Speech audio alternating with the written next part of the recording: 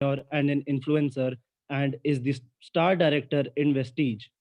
He is an MBA from Lucknow University in retail marketing department. Along with studies, he entered in direct selling industry to develop communication skills and has now chosen direct selling industry as a career. Now I would like to call HOD sir to deliver his views.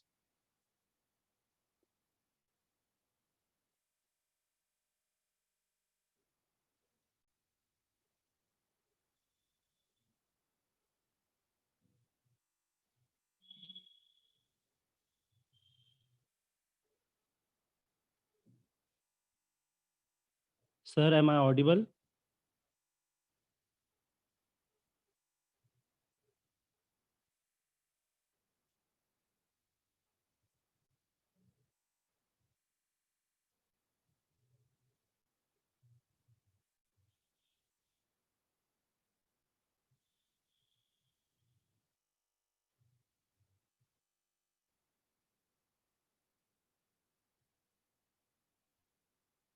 Hello, HOD sir.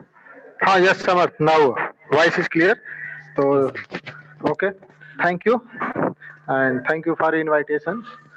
Uh, firstly, I would like to thank our speaker, Mr. Shubham Singh sir, entrepreneur and influencer, and the star director as a Vestige Private Limited.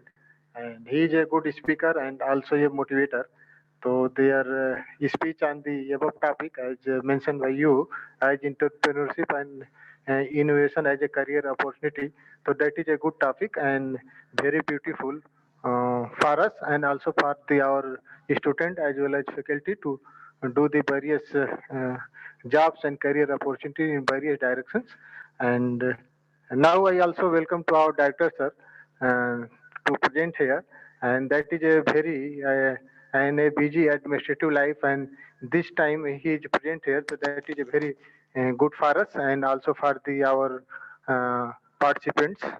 And here I also welcome to our faculty members and organizing team, and as well as all the participants who are part of this event, and their support and their attending the webinar through the workshop through the webinar, and that is a good task and beautiful feel for us, and their support and the uh, talk delivered by the Mr. Subham sir, obviously valuable for the student as well faculty and also for the yes, and hope the overall the entire domain and overall the presentation are very beautiful, and please avail the such opportunity and listen the whole the program, and if any query to ask the all the queries at the last of the session, and also in term of not education or subjective point of view but more of the career and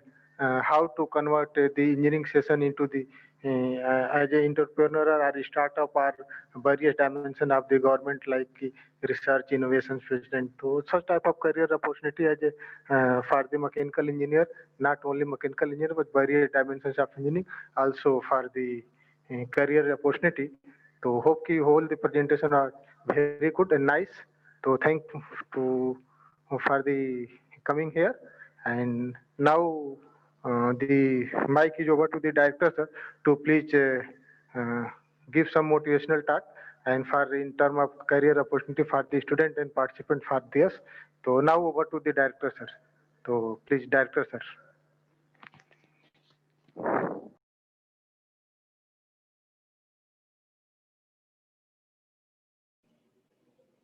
And thank you, Head of the Department of Mechanical Engineering, Professor R.N. Yadav, and Department in charge, Professor Neha Gupta, and other faculty colleagues. On behalf of management and all other stakeholders of BBD ITM, I welcome the speaker of the day, Mr. Shubham Singh. And of course, as told to me that he is an entrepreneur as well as influencer. So in fact, I often say, मैं अमूमन कहता हूं अपने उद्बोधन में कि मेरा पहला सलाम एज ए फैकल्टी या एज ए डायरेक्टर उन स्टूडेंट्स के लिए जाता है, और पास में भी मैंने ऐसा कहा है पूर्व में भी पिछले गत वर्षों में, जो कि एंटरप्रेन्योर या फिर अपने किसी छोटी कंपनी से शुरुआत करने की तरफ ज्यादा उत्सुक होते हैं और उसमें प्रयास करते हैं और अंततः सफल भी होते हैं। तो ये जैसा कि हमारे माननीय प्रधानमंत्री जी ने भी भारत सरकार के माध्यम से आत्मनिर्भर भारत का बीड़ा उठाया है, और ये रिगार्डलेस ऑफ द गवर्नमेंट किसी भी देश के लिए बहुत जरूरी है कि आप कितने आत्मनिर्भर हैं। अभी लॉकडाउन के दौरान भी ये चीज महसूस की गई कि जो देश अपने आप में आत्मनिर्भर नहीं थे, उनको काफी दिक्कतों का सामना करना पड़ा इस लॉकडाउन के पीरियड के दौरान। लेकिन जिन्होंने अपना प्रोडक्शन किया हुआ था, चाहे वो सैनिटाइजेशन से सैनिटाइजर्स हों, चाहे मास्क हों, चाहे वो डिफरेंट ब्रीदिंग से रिलेटेड सिस्टम्स रहे हों, तो जो अपने आप में सक्षम था, उसने लॉकडाउन को भिन्न भिन्न आयामों से, चाहे प्रोडक्शन के रेफरेंस में, चाहे डोमेस्टिक नीड्स की बातें करें, उनको पूरा करने के सापेक्ष में बातें हों, तो वो देश ज्यादा बेहतर तरीके से इस कठिन समय में अपनी जनता को हैंडल न केवल हैंडल कर पाए, बल्कि उनको ज्यादा बेहतर तरीके से उनके जीवन को सुगम या पटरी पे वापस लाने में मदद कर पाए। तो इस परिप्रेक्ष्य में मैं ये मानता हूँ कि आज का जो टॉक है वो बहुत ही महत्वपूर्ण है, और इसके लिए मैं मैकेनिकल डिपार्टमेंट को बधाई देता हूँ, उनका वंदन और अभिनंदन भी करता हूँ, और मतलब स्पीकर का और साथ के साथ सभी ऑर्गेनाइजिंग कमेटी को, जो भी इससे परोक्ष या अपरोक्ष रूप से जुड़े हुए हैं, उनको भी बधाई देता हूँ। खास विशेष करके छात्रों को व छात्राओं को जो कि उस ऑर्गेनाइजिंग कमेटी में जुड़े हुए हैं। मुझे अच्छा लगा आज कि आज के इवेंट की एंकरिंग एक स्टूडेंट कर रहा था। पूर्व में भी ऐसा किया गया होगा, लेकिन आगे हमेशा ऐसा रहे, ऐसी मेरी अपेक्षा है, और ये प्रोग्राम सफल हो। और मुझे विश्वास है कि जो आज के स्पीकर हैं, क्योंकि वो खुद भी एक एंटरप्रेन्योर हैं, तो बहुत आप सबके लिए लाभदायी होगा, आपको प्रेरणा मिलेगी, और आप इस दिशा में देश में अपना योगदान कर पाएंगे, सार्थक योगदान, और जिससे कि जो पूरे देश की मंशा है कि हम आत्मनिर्भर हों, कुछ ऐसे मुद्दों पे खास करके जो गंभीर मुद्दे हैं और भारत अभी भी एज ए देश जूझ रहा है, उससे आगे आने वाले दशक में हम बेहतर स्थिति में हों। इसमें सभी लोग प्रयासरत में रहेंगे, चाहे वो शिक्षक की भूमिका में हो, चाहे वो छात्र की भूमिका में हो, और आगे उसी तरीके से अपने लक्ष्य में आगे बढ़ेंगे। तो बहुत बहुत शुभकामनाएं, और सभी ऑर्गेनाइजिंग कमेटी को, विशेष करके सभी स्टूडेंट्स एंड फैकल्टी ऑर्गेनाइजर्स को इस प्रोग्राम को अरेंज करने के लिए बधाई, और विशेष आभार आज के स्पीकर के लिए कि उन्होंने अपने व्यस्त शेड्यूल से इस मुद्दे का महत्व समझते हुए वो एज ए एंटरप्रेन्योर भी देश की सेवा कर रहे हैं, लेकिन बच्चों को प्रेरित करके मुझे लगता है और भी बड़ी सेवा कर रहे हैं। तो इसके लिए मैं विशेष आभार व्यक्त करता हूं। Over to the anchor, thank you very much.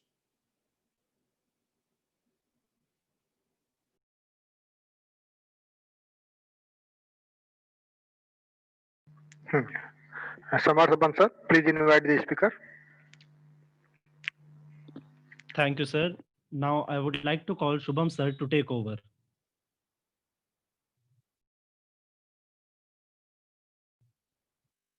Shubham sir, you can unmute yourself. Thank you so much, Samarth ji, for inviting me. Very good afternoon, everyone. मेरा नाम शुभम सिंह है, and I am an MBA from Lucknow University. Lucknow University से मैंने अपना MBA complete किया. And while I was in college, I started in direct selling industry. Today, I am a direct seller and an entrepreneur, and also a business coach. Working. Is my voice clear, Samarth ji? मेरी voice clear है? Yes, sir. Absolutely. Okay. Thank you so much for this warm welcome. And I am really honored that I got this opportunity. बहुत मैं शुक्रिया कहना चाहूँगा HOD sir का और उसके अलावा चौहान सर का, जिन्होंने इतना बेहतरीन तरीके से इतना वार्म मेरा वेलकम किया. Thank you so much everyone. So today we are going to talk about entrepreneurship. तो entrepreneurship जो टॉपिक है उसके बारे में बात करने से पहले बहुत ज़्यादा जानना ज़रूरी है कि बेसिकली entrepreneurship का मतलब होता क्या है. क्योंकि जब मैंने शुरुआत की, जब मुझे ये वर्ड पता चला, तब थोड़ा बहुत जानने को मिला कि भाई ये एक फ्रेंच वर्ड है और एंटरप्रेन्योर कहते हैं, एंटरप्रेन्योर कहते हैं, क्या कहते हैं इसे, बहुत सारी चीजें मेरे दिमाग में थी. इसका तरीके से मतलब क्या होता है, क्या सारी चीजें होती हैं। तो कई सारे सवाल थे मेरे दिमाग में और मैं जानना चाहता था कि इस टर्म को कैसे यूज कर सकते हैं, मैं कैसे एक एंटरप्रेन्योर बन सकता हूँ, कैसे मैं अपनी लाइफ को चेंज कर सकता हूँ। Being coming from a humble middle class family, एक छोटी सी मिडिल क्लास फैमिली से मैं आता हूँ, तो वहां से मैं अपनी और अपनी परिवार की लाइफ को कैसे बदल सकता हूँ, राइट। वरना जो अभी हम फिलहाल पढ़ाई करते हैं, जैसे सर ने अभी एक बहुत अच्छी बात कही थी, अभी मैं चौहान सर को सुन रहा था तो उन्होंने बहुत अच्छी बात कही कि आज के टाइम पे जो हमारा जो देश है, उसकी जो नीड है, जो रिक्वायरमेंट है, वो है आत्मनिर्भर बनना। लेकिन प्रॉब्लम क्या आती है, प्रॉब्लम ये आती है कि भाई आज हम इंडिया में रहते हैं और इंडिया में होता क्या है कि 18 साल की उम्र में इंसान को वोटर आईडी मिलता है, वो देश चला सकता है। 18 साल की उम्र में इंसान को ड्राइविंग लाइसेंस मिलता है, वो गाड़ी चला सकता है। लेकिन 18 साल की उम्र में इंसान खुद को नहीं चला सकता। तो आत्मनिर्भर भारत की जो शुरुआत है वो कहीं ना कहीं हमसे होती है, आपसे होती है। आप सारे लोग यूथ हैं, मैं भी यूथ हूँ, आई एम श्योर। और इसलिए जब तक हम इस चीज की शुरुआत नहीं करेंगे, जब तक हम ये बीड़ा नहीं उठाएंगे कि हमें आत्मनिर्भर बनने की जरूरत है, तब तक एक आत्मनिर्भर बनने की शुरुआत नहीं हो सकती, एक आत्मनिर्भर भारत बनने की शुरुआत नहीं हो सकती। तो कुछ चीजें हैं, पहले मैं चाहूंगा, कुछ स्लाइड्स हैं मेरे पास में, मैं जरूर शेयर करूंगा आपके साथ में, और उसके बाद काफी सारी बातें हैं जो मुझे आप लोगों से डिस्कस करनी है। और ये जो ड्यूरेशन है, ज्यादा टाइम नहीं लेने वाला, मैं इस सेशन को कोशिश करूंगा कि 30-40 मिनट के दौरान ही खत्म कर सकूं। और अगर आपके कुछ भी डाउट्स होंगे तो लास्ट में मैं जरूर उसे क्लियर करूंगा। समझ जी, can you make me the host please? Yes, sir. Just a second. Okay,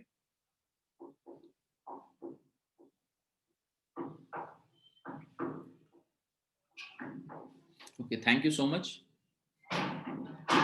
So let me share my screen.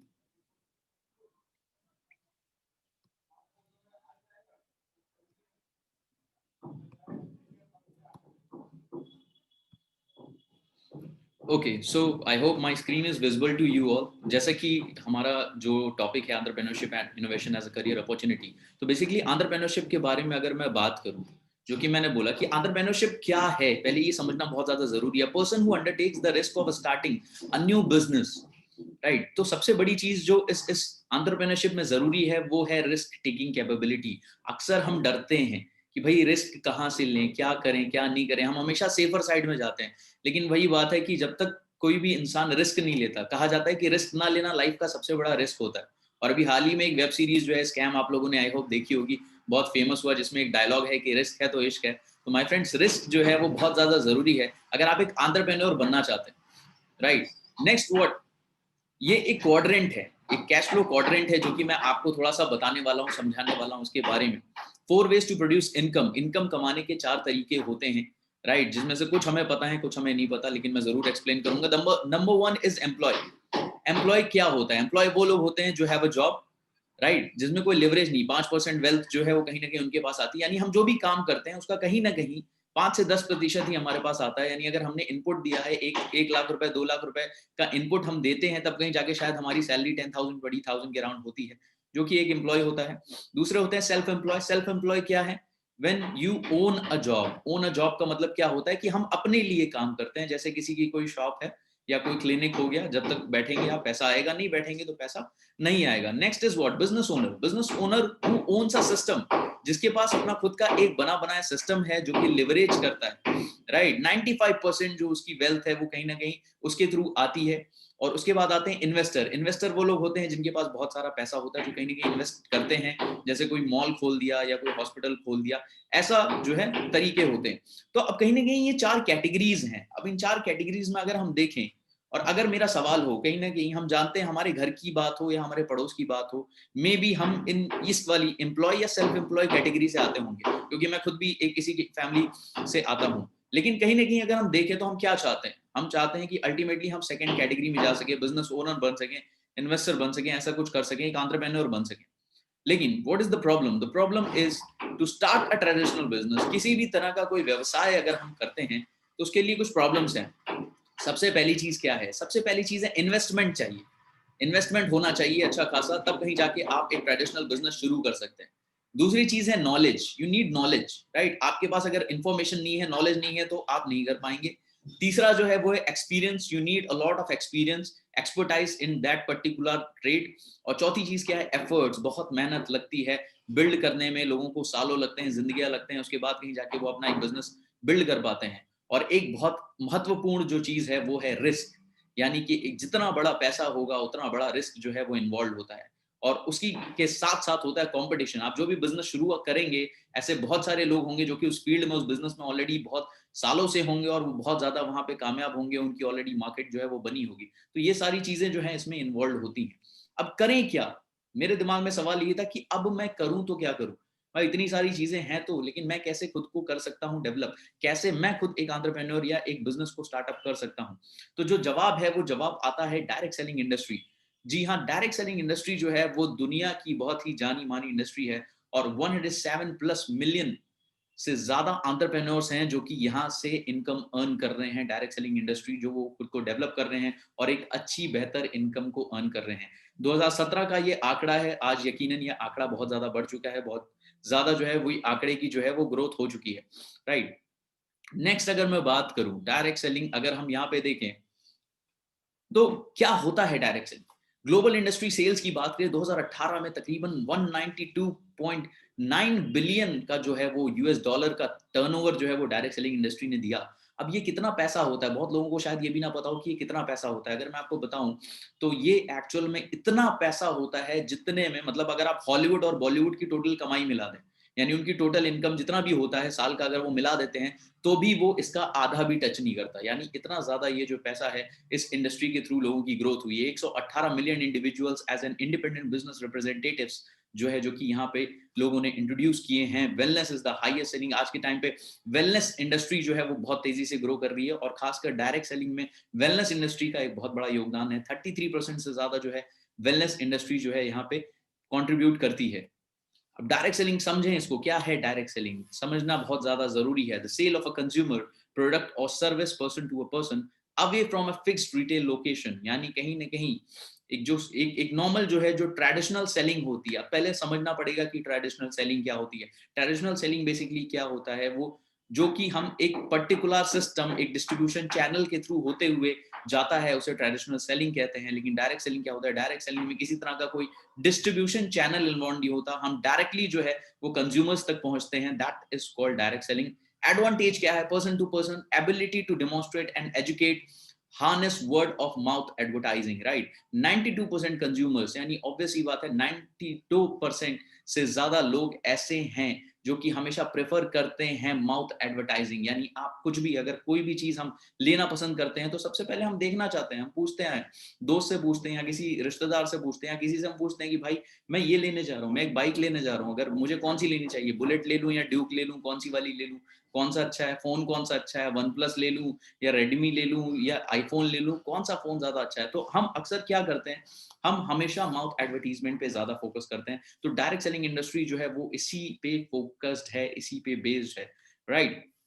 Talking about direct selling in India, India में अगर हम बात करें तो फिक्की की एक रिपोर्ट है, केपीएमजी जो है उसकी रिपोर्ट है कि ये जो इंडस्ट्री है वो तकरीबन 2025 तक 64,500 करोड़ रुपए की ग्रोथ करने वाली है, राइट। अभी करंटली इसका क्या ग्रोथ है, अभी करंटली है 7,500 करोड़, मींस 7,500 करोड़ से सीधे 64,500 करोड़ की ग्रोथ। यानी ये एक बहुत ही बड़ी ग्रोथ होने वाली है माय फ्रेंड्स। मैं अगर आपको बताऊं कि ये जो है, ये तकरीबन आप सोच सकते हो कि कितना ज्यादा ग्रो करने वाली है इंडस्ट्री और कितना ज्यादा मैसिव स्कोप है इस इंडस्ट्री में। आज के टाइम पे हम बहुत ज्यादा रिसर्च कर रहे हैं, हम सर्च कर रहे हैं, we are dependent totally on government, हम टोटली गवर्नमेंट पे डिपेंडेंट हैं कि गवर्नमेंट नौकरियां निकालेगी, वैकेंसीज निकालेगी, तब कहीं जाके हमारे पास अपॉर्चुनिटीज आएंगी। But there are a number of opportunities around you, आपके पास में, आपके अगल बगल में बहुत सारे ऐसी अपॉर्चुनिटीज हैं जिसके थ्रू आप सेट कर सकते हैं।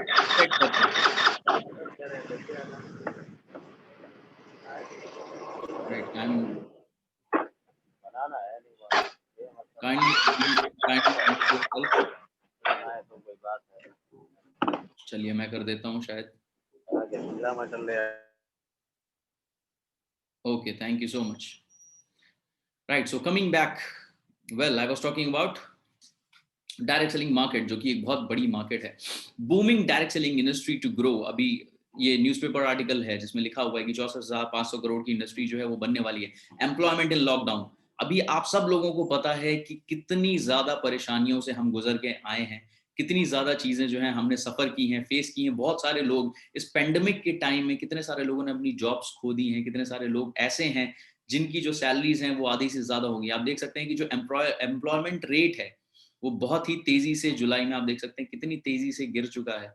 और बहुत ही बैक टू चीजें जो है वो धीरे धीरे नॉर्मल हो रही हैं, लेकिन फिर भी जो उसका असर है वो आने वाले टाइम में हमारी इकोनॉमी में दिख रहा है, right? So there is a big challenge in employment, और आने वाले वक्त में भी जो एम्प्लॉयमेंट रेट है वो उस तरीके से बढ़ने नहीं वाला जिस तरीके से मे बी बढ़ सकता था just because of the Covid, right? So direct selling can give you what? Direct selling आपको क्या दिला सकती है? सबसे पहले चीज, इंक्रीज इन इनकम, राइट? आप कुछ भी करते हैं, आप कोई भी व्यवसाय करते हैं, आप पढ़ाई करते हैं, एजुकेशन करते हैं, it's not important that you need to have a well educational background, right? When I was in my graduation, जब मैं अपने graduation में था, तब मैं इस industry के through introduce हुआ, and then I got an opportunity. I thought that कि इस industry को अगर मैं करना शुरू करता हूँ तो कहीं ना कहीं एक पार्ट टाइम बेसिस पे भी इनकम अगर मैं अर्न करता हूँ तो इससे ये होगा कि मैं अपने खुद के खर्चे जो है वो निकाल पाऊंगा और कहीं ना कहीं कुछ आगे बेहतर लाइफ में कर पाऊंगा।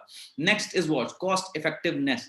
इसमें कॉस्ट इफेक्टिवनेस जैसा क्या है? Implementing a direct sale campaign excellent way to reduce overhead, sales approach is much cheaper, standard advertising campaigns, यानी बहुत सारी ऐसी चीजें हैं जिसके थ्रू हम कॉस्ट इफेक्टिवनेस कर सकते हैं और ज्यादा से ज्यादा जो है हम इसमें आगे बढ़ सकते हैं। बहुत ज्यादा हमें जो है इसमें अपना मनी या कुछ ऐसा इन्वॉल्व नहीं करना रहता है। Next is what? Low risk entry, मतलब इसमें किसी तरह का कोई एंट्री के लिए आपको कोई इन्वेस्टमेंट की जरूरत नहीं। Being a small business, starting just a small business, अगर कोई छोटा से छोटा व्यवसाय भी आप शुरू करेंगे, एक चाय की दुकान भी लगाएंगे, तो उसमें भी इंसान का 50,000 1 लाख रुपए का इन्वेस्टमेंट लग जाता है। But this is a entry risk free business, right? This is a low risk entry business. यहाँ पे किसी तरह का कोई एंट्री कॉस्ट इतना ज्यादा आपका नहीं लगता, ताकि आप एक बेहतर तरीके से एक छोटी शुरुआत के साथ आप इस इंडस्ट्री में ग्रो कर सकते हैं। What else you get? This is the person। मैं ये थोड़ा सा मेरे पास्ट की जो फोटो है जो मैं आपको दिखाना चाहता हूँ, और इस ये क्यों दिखाना चाहता हूँ, just I want to tell you that this gives you a personality development. आप आज बहुत सारे लोग हैं जो पर्सनालिटी डेवलपमेंट में अपना पैसा देते हैं। बहुत सारे लोग पर्सनालिटी डेवलप करने के लिए 1.5-2 लाख रुपए लगाते हैं, और वहां भी आपको जो मिलता है वो क्या मिलता है? You just get classes, you just get theoretical classes.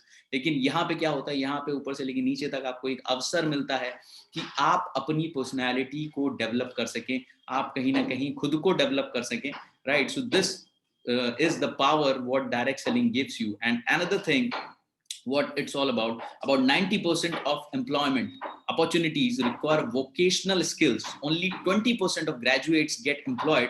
The rest are unable to get suitable employment due to the lack of employable skills, right? अब what is employable skill, what is vocational skills? आज के time पे हम कहाँ lack कर रहे हैं? हमारे पास अच्छी डिग्री है, हमारे पास अच्छा सर्टिफिकेशन है, हमारे पास अच्छे मार्क्स हैं, लेकिन उसके बावजूद आज अगर हम किसी चीज में लैक करते हैं तो लैक करते हैं कम्युनिकेशन स्किल्स में। हम शायद 4 लोगों के सामने, 10 लोगों के सामने बोलने में डरते हैं। मे बी अगर हम ऑनलाइन भी, अगर हमें पता है कि भाई हम ऑनलाइन बैठे हुए हैं, घर पे बैठे हुए हैं, उसके बावजूद शायद अगर हमें वीडियो कॉलिंग कोई कर दे, 10 लोग अगर उसमें भी बैठे हों, तो भी हमें डर लगता है कि हम कैसे सामने वाले किसी के सामने खुद को एक्सप्रेस करेंगे, right? So this is a very big fear in this India, in this nation, right? तो ये एक बहुत बड़ा फियर है जो कि मेरे अंदर भी हुआ करता था। But when I got to introduce to this industry, मुझे ये समझ में आया कि हाँ, कहीं ना कहीं लोगों से मिलने से मेरा ये जो फियर है वो कहीं ना कहीं हट जाएगा, और अगर मेरी कम्युनिकेशन स्किल्स डेवलप हो गई, सो आई विल गेट एम्प्लॉयबल। बहुत आसानी से मैं एम्प्लॉयड हो सकता हूँ अगर सिर्फ मेरी कम्युनिकेशन स्किल्स में सुधार हो गया। तो माय फ्रेंड्स, ये एक बहुत ही इंपॉर्टेंट चीज है, बहुत इंपॉर्टेंट स्किल है जो आज आपको ये इंडस्ट्री देती है। तो मैं जरूर सजेस्ट करूंगा कि everyone should once in a lifetime just enter this industry and he needs to develop himself। आपको ये ऊपर से नीचे तक डेवलप होने का मौका देती है, right? Now your career path needs a backup. एक बैकअप की बहुत ज्यादा जरूरत है आज के टाइम पे। क्यों जरूरत है आज के टाइम पे? आप सोचिए, हम एग्जाम देने जाते हैं, जब हम एग्जाम देने जाते हैं तो एग्जाम देने भी हम हमेशा 2 पेन लेके जाते हैं, 1 पेन लेके नहीं जाते। क्यों 2 पेन लेके जाते हैं? Just for a backup. हम जब कभी जाते हैं, हम अक्सर लोग फ्लाइट में ट्रैवल करते हैं, हम जब फ्लाइट में ट्रैवल करते हैं तो इतनी बड़ी फ्लाइट है, करोड़ों रुपए खर्चा किए जाते हैं उस फ्लाइट को बनाने में, और उसके बावजूद उसमें छोटे छोटे पैराशूट्स रखे जाते हैं। What is the reason behind that? Reason ये है कि इतनी बड़ी फ्लाइट होने के बावजूद वहां पे बैकअप के तौर पे वो पैराशूट्स रखे जाते हैं। जो बड़ी से बड़ी शिप्स होती हैं उसमें भी छोटे छोटे नाव होती हैं। क्यों होती हैं? Just because of backup. So we have backup for everything. हम हर चीज का बैकअप लेके जाते हैं। मोबाइल फुल चार्ज है, उसके बाद भी हम जो है चार्जर लेके घूमते हैं। बाई चांस कहीं डिस्चार्ज हो गया तो जस्ट बिकॉज ऑफ बैकअप। हम कहीं घूमने जाते हैं, भले ही 2 दिन के लिए जाते हैं, उसके बावजूद हम 4-4 कपड़े, 5-5 कपड़े लेके जाते हैं। हम ऐसा क्यों करते हैं? Just because of backup. The reason हर एक छोटी से छोटी चीज का हम बैकअप रखते हैं, लेकिन जब सवाल आता है हमारे करियर पे, तो my friends we don't have any backup, right. एक बहुत ही बड़ी जो समस्या है वो हमारे नेशन में क्या है कि हम सिर्फ एक तरफा सोचते हैं, what we are doing now, just we focus on that thing कि यार एक बार पढ़ाई करेंगे, डिग्री मिल जाएगी, उसके बाद देखेंगे, उसके बाद सोचेंगे। और जब वो हमारा जो है वो हमारा प्रीशियस टाइम होता है, जिस टाइम हम कुछ नया ट्राई कर सकते हैं, राइट, क्योंकि पढ़ाई कर लिया, डिग्री मिल गई, जॉब पे आते हैं, उसके बाद हम कुछ नया ट्राई, कुछ नया इनोवेट नहीं कर पाते, right. So this is the right time my friends. आप सारे लोग यूथ हैं, आप सारे लोग अभी पढ़ाई कर रहे हैं, आप सारे लोगों को जरूर सजेस्ट करूंगा कि you need to have something for your backup, at least, कि एटलीस्ट बैकअप में रहेगा तो कुछ नहीं तो कुछ तो जरूर काम करेगा, right. So I will suggest you all. और इंडिया में अगर मैं बात करूं तो देखो इंडिया में प्रॉब्लम क्या है। इंडिया में प्रॉब्लम ये है कि इंडिया में हमारे यहाँ पे लोगों को जोड़ने से ज्यादा तोड़ना सिखाया जाता है, ये हमारे डीएनए में मौजूद है, राइट। लेकिन अगर आप देखेंगे दुनिया में जितने भी लोग सक्सेसफुल हैं, जितने भी लोग कामयाब हैं, उन सारे लोगों ने जो काम किया है वो सिर्फ एक काम किया है, वो है जोड़ना। यानी कि उन सारे लोगों ने नेटवर्क पे काम किया है। आज अगर हम बात करें सीसीडी की बात करें, अगर हम बरिस्टा की बात करें, स्टारबक्स की बात करें, ये सारे दुनिया के जाने माने जो है कॉफी ब्रांड्स है, ये सारे, इनके कई सारे फ्रेंचाइजी जो हैं वो आपको all over India, all over Lucknow में मिल जाएगा। और ये सारे लोग क्या करते हैं, ये सारे लोग अपना नेटवर्क क्रिएट करते हैं। मैकडी दुनिया की सबसे सक्सेसफुल फ्रेंचाइजी है। आज आपको कभी भी अगर मैकडी का बर्गर खाना होता है तो आप क्या करते हैं, आप कभी भी जो है वो कैलिफोर्निया की फ्लाइट पकड़ के कैलिफोर्निया नहीं जाते, आप यहीं पे नॉर्मल लखनऊ के ही किसी भी जाके मॉल में जाते हैं और वहां पे मैकडी का बर्गर जो है वो खा लेते हैं, राइट। ऐसा क्यों करते हैं? Just because he created a network, जिस नेटवर्क की वजह से आज वो नेटवर्क जो है वो उन्हें इनकम दे रहा है। What is entrepreneurship all about? Entrepreneurship is all about giving just your 3% and getting your 97%। यानी आप एक ऐसा नेटवर्क डेवलप करें जिसके थ्रू आप 97% काम जो है वो लोगों के थ्रू अपने लिए करवा सकते हैं, राइट। तो नेटवर्क इज ऑल अबाउट, जितने भी कामयाब लोग हैं वो सारे नेटवर्क पे काम कर रहे हैं। लेकिन हमें आज के टाइम पे क्या सीख दी गई है? आज being in a middle class हमें हमेशा तोड़ने के बारे में सिखाया जा रहा है, जोड़ने के बारे में नहीं सिखाया जा रहा। लेकिन सवाल यही है कि अगर हमें कामयाब बनना है तो हम जोड़ जोड़ के ही बन सकते हैं, घटा घटा के कोई भी कामयाब कभी नहीं बन सकता। पहले के जमाने में क्या होता था, पहले वेद होते थे, राइट। जो पहले के जमाने में वो आते थे, हमारी नाभि चेक करते थे, सॉरी जो हमारी नब्स होती है वो चेक करते थे, और नब्स चेक करने के बाद वो सारी बीमारी A to Z बता देते थे। लेकिन आज के टाइम पे क्या है, आज के टाइम पे सब अलग हो चुका है। आज के टाइम पे भाई हमारे किडनी का डॉक्टर अलग है, हमारे जो है आंखों का डॉक्टर अलग है, हमारी जो है पेट का डॉक्टर अलग है, पैर का डॉक्टर अलग है। आज के टाइम पे सब अलग अलग हो गए। कुछ टाइम बाद क्या होगा, कुछ टाइम बाद ये आएगा कि भाई राइट किडनी का डॉक्टर अलग है, लेफ्ट किडनी का अलग है, राइट आई का अलग, लेफ्ट आई का अलग। कुछ टाइम बाद ऐसा भी हो जाएगा, राइट। पहले के टाइम पे क्या था, पहले के टाइम पे लोग एक जो घर होते थे उसमें सारे लोग एक साथ में रहते थे, राइट। जैसे कि दादाजी हुआ करते, तो दादाजी के 3 बच्चे थे, उनके फिर बाकी जो है बच्चे होते थे, 25 के करीब लोग हैं, वो सारे लोग एक साथ में मिलजुल के रहते थे।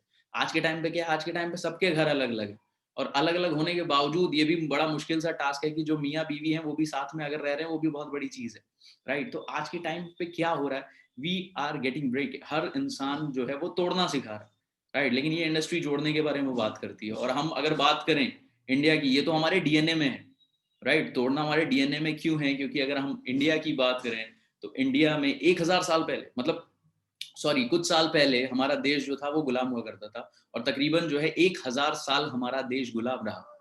और ये हम बात करें कि इंडिया ही एक मात्र ऐसा देश है जो कि 1000 साल तक गुलाम रहा, और कोई ऐसा कंट्री नहीं था जिसने 1000 साल तक गुलामी झेली हो। इसका रीजन क्या है? इसका रीजन ये है कि अभी हार्वर्ड ने एक रिसर्च की और उन्होंने पता किया कि मतलब अगर बिजली चली जाती है जिन देशों में, तो वो देश क्या करते हैं। देश में एक तो उनका ब्रिटेन था, अमेरिका था, दूसरा जो है सॉरी एक उनका अमेरिका था, दूसरा जो देश था वो जापान था, और तीसरा जो देश था वो इंडिया था। तो जब अमेरिका में लाइट गई तो वहां के लोग क्या करते हैं, तुरंत इलेक्ट्रिशियन को कॉल करते हैं कि भाई मेरे यहाँ पे लाइट चली गई है, तो काइंडली आप इसे बनवा दीजिए, राइट। इलेक्ट्रिशियन को कॉल करते थे। जापानीज जो है 99% जो जापानीज होते हैं वो खुद उसे सही कर लेते हैं। 1-8% जो बच जाते हैं वो क्या करते हैं, वो फिर इलेक्ट्रिशियन को कॉल कर लेते हैं। और तीसरे जो बचते हैं वो आते हैं इंडिया में। अब इंडिया में जब लाइट चली जाती है तो इंडिया का इंसान क्या करता है, वो अपने घर से बाहर आता है, बाहर निकलने के बाद पहले लेफ्ट में देखता है, फिर राइट में देखता है, फिर क्या सोचता है, अच्छा इसके यहाँ भी नहीं है, इसके यहाँ भी नहीं है, चलो कोई दिक्कत नहीं है भाई, कोई टेंशन वाली बात नहीं, आराम से घर पे बैठो। क्यों? क्योंकि भाई बगल वाले के यहाँ भी नहीं है और बगल यहाँ वाले के यहाँ भी नहीं है। तो बस इस वजह से हमारा जो देश है वो 1000 साल तक गुलाम रह गया। क्यों? क्योंकि हम भी गुलाम है, तुम भी गुलाम हो, तो कोई टेंशन वाली बात नहीं है। सेम वही चीज माय फ्रेंड्स आज के टाइम पे हो रही है। आज के टाइम पे we are searching for jobs, we try to become job seekers, we are not trying to हम obvious ही बात है, जैसे कि जॉब देने वाला भी इंसान है और लेने वाला भी इंसान है, तो हम क्यों लेने के पीछे पड़े हुए हैं कि यार जॉब मिल जाए. we can be job creators. हम आज हमारे पास ऐसी अपॉर्चुनिटीज हैं जिसके थ्रू हम जॉब्स को क्रिएट कर सकते हैं. और ऐसे ही एक अपॉर्चुनिटी के साथ मैंने काम करना शुरू किया. Just after I completed my MBA, I entered in this industry, and now I am associated with a company जिसका नाम है Vestige Marketing Private Limited. In that I am posted as a star director. Star director की मेरी post है. And when I started, I did nothing. I just changed my shop. मैंने सिर्फ अपनी एक दुकान को चेंज किया था, एक शॉप को चेंज किया था. When I started, I was just thinking about it कि थोड़ी सी पॉकेट मनी जनरेट करनी है इस इंडस्ट्री में, खुद को डेवलप करना है, 2-4 लोगों से बात करना आ जाए, बोलना आ जाए तो भी बहुत बड़ी बात है. ये सोच के साथ मैंने शुरुआत की थी. And today I am earning a 6 digit income. मेरी जो मंथली इनकम है वो तकरीबन 1,30,000 से ज्यादा ही है. और कहीं ना कहीं ये इनकम मैं यहाँ पे अर्न कर पा रहा हूँ. बड़ी बात नहीं, इनकम की बात नहीं है, बड़ी बात ये है कि आज ये इनकम अर्न करने के लिए मुझे कोई बहुत ज्यादा अपना इनपुट देने की जरूरत नहीं है. Why? Just because of leverage. आप सारे लोग इंजीनियरिंग बैकग्राउंड से हैं, आप सारे लोग लिवरेज का मतलब बहुत अच्छे से समझते होंगे कि आज मेरे पास एक नेटवर्क है जिसको मैंने बिल्ड किया. दुनिया में जितने भी लोग कामयाब हैं, अंबानी जी की अगर मैं बात करूं तो अंबानी जी आज अकेले अपने ऑफिस में जाके काम नहीं करते हैं. He is having a network of more than 4 lakh people, और वो सारे लोग उनके लिए काम कर रहे हैं. अगर 4 लाख लोग हैं, एक इंसान एक दिन में 10 घंटे भी काम करें तो भी आज अंबानी जी के लिए एक दिन में 40 लाख घंटे का काम होता है. अब सवाल क्या है? सवाल, it's a very simple term. हमने 8th क्लास में पढ़ा है कि time is directly proportional to money. अगर हम अपना टाइम बढ़ाएंगे, समय बढ़ाएंगे तो हमारा पैसा बढ़ जाएगा. बट सवाल क्या है? सवाल ये है कि वी हैव लिमिटेड टाइम. हमारे पास बहुत ही लिमिटेड टाइम होता है. We just only have 24 hours, और जिसमें से भी हम मुश्किल से काम जो कर सकते हैं वो 10 घंटे ही कम कर सकते हैं. अब यहाँ पे प्रॉब्लम आती है कि हम लिवरेज कैसे करें, हम कैसे अपना जो समय है उसे बढ़ाया जा सकता है, कैसे हम अपने टाइम को बढ़ा सकते हैं. तो यहीं पे जो सॉल्यूशन है वो आता है कि you can utilize network, you can utilize human resource, and India has plenty of human resources. India के पास ह्यूमन रिसोर्स की, मानव संसाधन की कोई कमी नहीं है. कितने सारे लोग हैं, हर इंसान अपनी अपॉर्चुनिटी ढूंढ रहा है, हर इंसान अपने करियर के लिए कुछ बेहतर करना चाहता है, राइट? तो उस नेटवर्क को मैंने यूटिलाइज करना शुरू किया. I created a network. Today I am having a network of more than 30,000 people. 30,000 से ज्यादा लोगों का मेरा नेटवर्क है, जो कि सिर्फ इंडिया में ही नहीं, जो कि विदेशों में भी है. विदेशों में भी बहुत सारे लोग हैं जो कि मुझसे कनेक्टेड हैं. Even talking about in Dubai, in Bahrain, in Philippines, बहुत सारी ऐसी जगहों पे जो लोग हैं वो आज मुझसे कनेक्टेड हैं और हमारे साथ में मिलके वो इस इंडस्ट्री को डेवलप करने में मदद कर रहे हैं, राइट? अब सवाल क्या आता है? अभी स्टार्टिंग में चौहान सर ने एक बहुत अच्छी बात कही जो कि आत्मनिर्भर भारत की है. आज हम क्या कर रहे हैं? अभी जब कोविड का टाइम था तो कोविड के टाइम में मोदी जी ने जो है वो एक स्लैंग दिया था. उन्होंने बोला कि मेक इन इंडिया. उन्होंने बोला कि भाई आपको क्या करना है, आपको इंडियन सामान का इस्तेमाल करना है, इंडियन गुड्स का यूज करना है. जिससे क्या होगा? जिससे ये होगा कि जो इंडिया का पैसा है वो इंडिया में ही रहेगा, राइट? तो हमें क्या करना है? हमें कुछ नहीं करना. कुछ अलग अगर हम अपने देश के लिए नहीं कर सकते तो सिंपल हम एक काम अपने इंडिया के लिए और खुद के लिए कर सकते हैं. और वो क्या कर सकते हैं? वो ये कर सकते हैं कि हम उन गुड्स का प्रयोग करें, उन प्रोडक्ट्स का यूज करें जो प्रोडक्ट्स आज इंडियन मेड हैं, जो प्रोडक्ट्स आज इंडिया में बनते हैं, जिसकी वजह से जो रेवेन्यू जनरेट होता है वो कहीं ना कहीं इंडिया को डेवलप करने में बहुत ज्यादा मदद करता है. और उसी इंडस्ट्री के साथ मैं प्रमोट कर रहा हूँ. वेस्टीज जो है वो एक इंडियन कंपनी है that is working in this, और जो कि इंडिया कि जो भी रेवेन्यू उसका जनरेट होता है वो आज इंडिया में इंडिया के लोगों को काम आता है. और डायरेक्ट सेलिंग इंडस्ट्री को ग्रो करने में उसका नंबर 1 योगदान है. इंडिया की नंबर 1 डायरेक्ट सेलिंग कंपनी है वेस्टीज, जिसके साथ we are associated. So I hope my friends की ये सारी जो बातें हैं वो आप लोगों को कुछ ना कुछ समझ में आई होंगी. बहुत ज्यादा डिटेल नॉलेज में नहीं दे सकता because we have limited time, और लिमिटेड टाइम में थोड़ा कॉन्सेप्ट मैंने कोशिश की आपको समझाने की. अगर आप में से कोई भी इंसान जो है वो कांटेक्ट करना चाहता है तो आप जो सीनियर्स हैं उनसे कांटेक्ट कर सकते हैं. मुझसे भी आप कांटेक्ट कर सकते हैं if you want to contact, right? जो मेरा यूजर आईडी है शुभ_entrepreneur, ये मेरा इंस्टाग्राम आईडी भी है, right? Just what I want to tell you, I want to just tell you that you just need to start something. कुछ भी करने की शुरुआत करें, क्योंकि जब आप शुरुआत करेंगे तभी आप सीखना शुरू करेंगे. आप पानी के बाहर खड़े रह के कभी भी तैरना नहीं सीख सकते। अगर आपको तैरना सीखना है तो उसके लिए बहुत ज्यादा जरूरी है कि आपको पानी में उतरना पड़ेगा। And my friends, I would tell you, I would suggest you that this industry is going to develop you a lot. ये इंडस्ट्री आपको बहुत ही तेजी से और बहुत ही बेहतर तरीके से डेवलप करने में मदद कर सकती है। चाहे आप किसी भी फील्ड में जाना चाहते हो, हर एक फील्ड में इंडस्ट्री आपको हेल्प कर सकती है, because it developed my self. मुझे इस इंडस्ट्री ने डेवलप किया, आपने खुद भी उस पिक में देखा होगा। कहीं ना कहीं वहां से उठ के यहाँ पे आया, मेरी कम्युनिकेशन स्किल्स बहुत ज्यादा डेवलप हुई, और आज कहीं ना कहीं मैनेजरियल स्किल्स मेरे अंदर डेवलप हो पाई, because I am managing a lot of people, more than 30,000 people को आज मैं मैनेज कर रहा हूँ। तो ये सारी स्किल्स जो डेवलप हुई, ये सारी जो देन है वो उस इंडस्ट्री की देन है, जिसको मैं सारा क्रेडिट देना चाहूंगा। So with this, thank you so much to the faculties, thank you so much to the host, everyone. मैं हर इंसान का शुक्रिया कहना चाहूंगा, और खासकर यहाँ पे जो 70 लोग के अराउंड जो मौजूद हैं, आप सब लोगों का बहुत बहुत शुक्रिया कहना चाहूंगा कि आप सारे लोगों ने यहाँ पे हमें ज्वाइन किया और मेरी बातों को सुना आप लोगों ने। Thank you so much. Now I would like to hand over this to the host.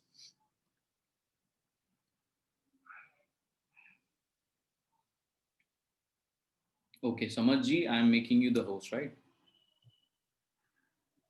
Thank you so much, Shubham sir, for such an informative and helpful workshop.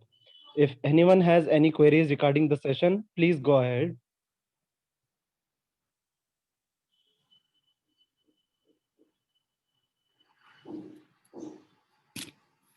Anyone can post any query in the chat box.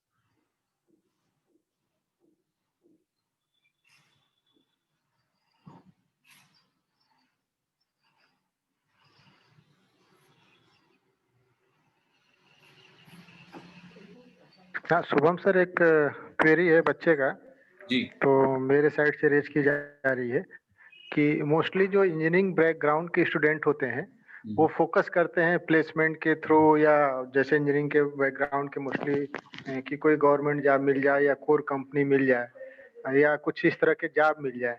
और basically एक चीज हम आपके साथ share करना चाहेंगे, because आपकी most of the student join this session and faculty also involve है। तो मोस्टली जैसे ही स्टूडेंट जो फर्स्ट ईयर में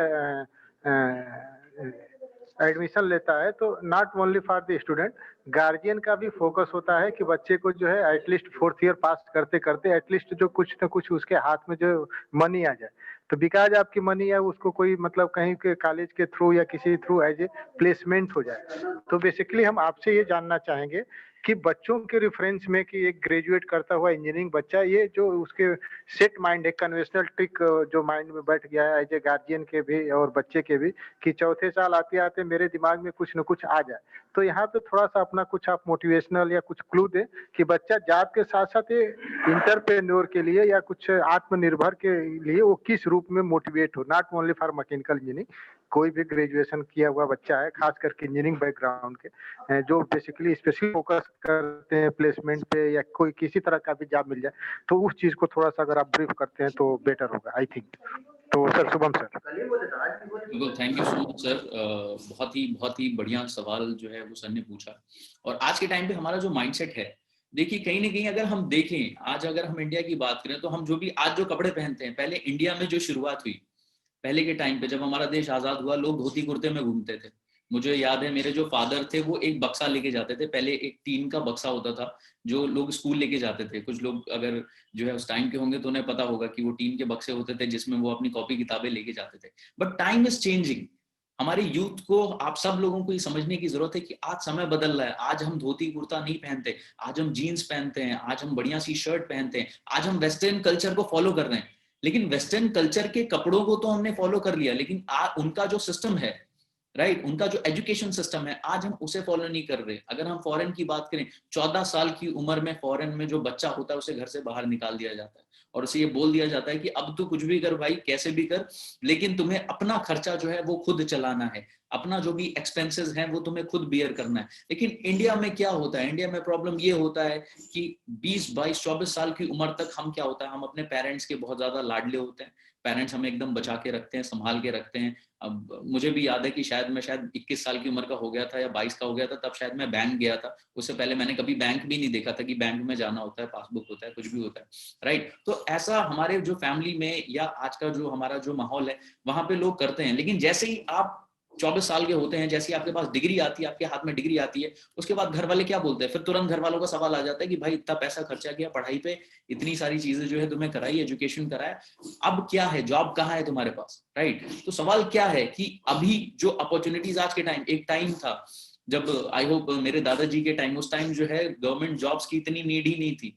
लोगों के घर घर आके लोग बोलते थे कि भाई देखो जॉब कर लो, तब लोग करते ही नहीं थे, तब लोग बोलते थे नहीं हमारे यहाँ पे जॉब की जरूरत नहीं, हम जॉब नहीं करेंगे, हमें सरकारी नौकरी नहीं चाहिए, राइट। लेकिन आज के टाइम पे क्या है, आज के टाइम पे स्कैरसिटी है and we are having a scarcity of resources.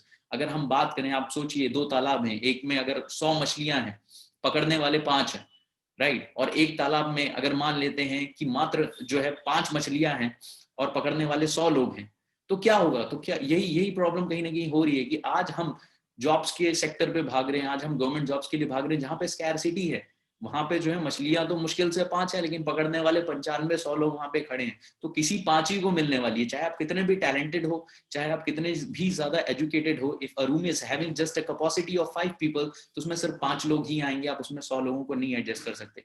लेकिन उसी की जगह अगर बाकी एंटरप्रेन्योरशिप, जैसे सर ने कहा कि क्यों जाना चाहिए एंटरप्रेन्योरशिप के बारे में, बिकॉज स्कोप बहुत है। आज यहाँ पे आपको मिलता क्या है, आपको सबसे पहली चीज जो है वो फ्रीडम मिलती है। पहले का जमाना गया, पहले लोग, अच्छा लोग सरकारी जॉब करना क्यों चाहते हैं, ये भी एक सवाल है। लोग इसलिए करना चाहते हैं ताकि बैठ के आराम से खाने को मिले, राइट। इस देश इस सिर्फ इस एक सोच की वजह से आज का हमारा जो देश है वो डेवलप नहीं हो पा रहा है। क्यों? क्योंकि बैठ के खाना चाहते हैं हर इंसान, right.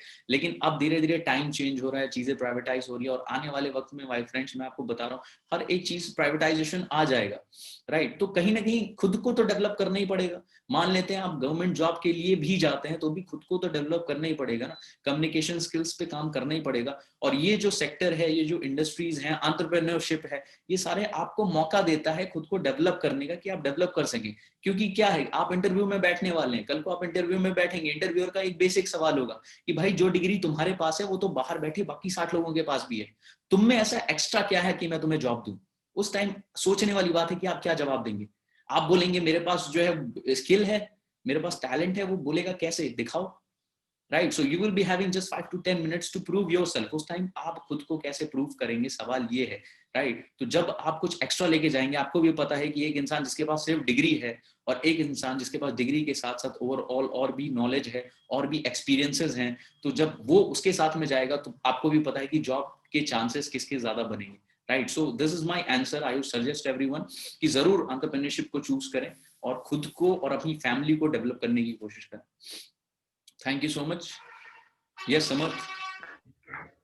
Sir, there are 2 more questions in the chat box. Yes sir. Sir, one of them is how can we select best direct selling industry? Okay, so the first question, how can we select best direct selling industry? Direct selling industry को अगर आप choose करते हैं तो basic बहुत ही simple सा फंडा है जो आपको देखना है। भाई आप, नॉर्मल सी बात है कि अगर आप पढ़ाई करने जा रहे हैं, if you are going to study, right, अब आप पढ़ाई करने जाते हैं तो आप देखते हैं कि भाई मेरे लिए कौन सा कॉलेज सबसे अच्छा है। If you are selecting BBD, आप देखते हैं कि भाई लखनऊ में जो सबसे बेस्ट कॉलेज है अगर इंजीनियरिंग के लिए, बीटेक के लिए, तो क्या दिखाई दे रहा है, बीबीडी दिखाई दे रहा है। बीबीडी का जो नाम है, इतने टाइम से जो है उसने क्रिएट किया हुआ है, उसके अलावा इतना अच्छा उसका प्रोग्रेस है, आप ये चीज देखते हैं। Same is with direct selling industry. सबसे पहले आपको क्या देखना है, सबसे पहले आपको देखनी है कंपनी की ग्रोथ, कि कंपनी ने कब से शुरुआत की है, उसकी क्या ग्रोथ है, अभी तक वो कहां तक ग्रो कर पाई है। दूसरी चीज जो आप देखते हैं, वो दूसरी चीज ये देखते हैं कि जो उसका बेसिक प्रोडक्ट है, if you're talking about the product, तो normal direct selling is to sell directly, right? So कोई भी प्रोडक्ट आप तभी शेयर कर पाएंगे जब आप उसे खुद अफोर्ड कर सकते हैं और जब आप उसे खुद यूज कर सकते हैं। तो बहुत ज्यादा जरूरी है कि अगर कोई प्रोडक्ट आप खुद अफोर्ड कर सकते हैं, खुद अपनी रोज दिनचर्या में आप उसे इस्तेमाल कर सकते हैं, तो definitely that is the best company. और तीसरी चीज ये है कि that should be a distributor oriented company. Distributor oriented company का मतलब क्या होता है कि वो कंपनी सबसे पहले अपने लोगों के बारे में सोचे। बहुत सारी ऐसी कंपनीज आती हैं आज के टाइम पे, डायरेक्ट सेलिंग में लोग इतना ज्यादा मिसगाइडेड क्यों हैं, क्योंकि बहुत सारी ऐसी कंपनीज आती हैं जो सिर्फ अपने बेनिफिट के बारे में सोचती हैं, जिसमें लोग जाते हैं, लोग एसोसिएट होते हैं और उसके बाद क्या होता है, उनको एक नेगेटिव इमेज मिल जाती है। ऐसा क्यों होता है? बिकॉज वो कंपनीज अपने बारे में सोचती हैं। लेकिन अगर एक डिस्ट्रीब्यूटर ओरिएंटेड कंपनी है तो उसका सबसे पहला फोकस होता है कि वो सबसे नीचे वाले के बारे में सबसे पहले सोचती है कि इस डिस्ट्रीब्यूटर का मैक्सिमम बेनिफिट कैसे हो सकता है, राइट। तो ये कुछ कंडीशंस हैं जो कि मैं जरूर आपको सजेस्ट करूंगा कि इन पे आपको फोकस करना चाहिए अगर आप एक डायरेक्ट सेलिंग इंडस्ट्री को, एक डायरेक्ट सेलिंग कंपनी को चूज कर रहे हैं।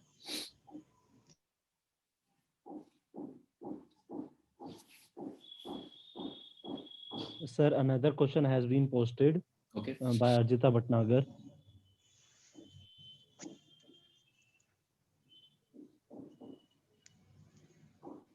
Sir, should I say the question? Yeah, sure. So the question is, network marketing or these MLMs take a lot of time in creating network or convincing people. So could you please share some ways to reduce this time and tricks to create these networks faster? Okay. So जो सवाल है, जो आपने सवाल किया, बहुत ही बढ़िया सवाल किया. आई डोंट नो किसने भी पूछा, लेकिन अच्छा सवाल है ये सवाल कि बेसिकली हम समय कैसे बचा सकते हैं. और नॉर्मली हर इंसान इस इंडस्ट्री में जल्दी कामयाब होने के लिए आता है. देखिए, जैसा मैंने स्टार्टिंग में बोला, इसके पहले वाले सवाल का जो जवाब था, सेम वही जवाब यहाँ पे भी आता है कि अगर हम जल्दी आगे बढ़ना चाहते हैं तो हमें ये जानना बहुत ज्यादा जरूरी है कि वो कंपनी की ग्रोथ क्या है. क्योंकि किसी भी कंपनी की ग्रोथ के साथ ही हमारी ग्रोथ जो है वो जुड़ी हुई होती है. हम ही उसी के साथ में तेजी से ग्रो कर सकते हैं. दूसरी चीज क्या है, उसका डिस्ट्रीब्यूशन चैनल कैसा है, राइट. क्योंकि अगर हम किसी एक ऐसी कंपनी के साथ एसोसिएट हो जाते हैं जिसके पास कोई डिस्ट्रीब्यूशन चैनल नहीं है, यानी जिसका सिर्फ एक ही ऑफिस है और वहां से अगर आपको कुछ भी चाहिए, कोई भी प्रोडक्ट्स चाहिए, कोई भी सर्विसेज चाहिए, उसको आने में 2-3-4 दिन लगते हैं, तो कहीं ना कहीं वहां पे ग्रो होना बड़ा मुश्किल हो जाएगा. लेकिन अगर उसी की जगह ऐसी कंपनी है जिसका डिस्ट्रीब्यूशन चैनल बहुत ज्यादा मजबूत है, हर एक एरिया, हर एक सेक्टर, हर एक शहर में जो है उसके स्टोर्स हैं, अवेलेबल हैं, तो वहां से क्या होता है, आपकी अवेलेबिलिटी बहुत आसान हो जाती है. आप लोगों के साथ कनेक्ट कर सकते हैं, आप डायरेक्ट जा सकते हैं, उनको वो ऑफिस दिखा सकते हैं, उनको वो स्टोर दिखा सकते हैं, जिनसे उस इंसान का कॉन्फिडेंस भी बहुत ज्यादा बढ़ जाता है, right. And network all about, देखिए मैं अगर इस इंडस्ट्री के बारे में बात करूं तो कोई भी बिजनेस अगर आप शुरू करते हैं, चाहे आप एक चाय की दुकान भी लगाते हैं, तो भी उस चाय की दुकान में कम से कम 2 से 3 साल लगेंगे उसको डेवलप होने में, right. So this is a very big industry. यहाँ पे आप जो है नेटवर्क की बात कर रहे हैं और नेटवर्क बनने में समय लगता है. ये ठीक उसी तरह है कि जब आप कोई एक आम का बीज बोते हैं, उस बीज को आप बोते हैं, फिर उसको पानी देते हैं, धीरे धीरे वो एक पौधा बनता है, उसको ध्यान रखते हैं, आने वाले 3-4 साल तक वो आपको कुछ भी नहीं देता.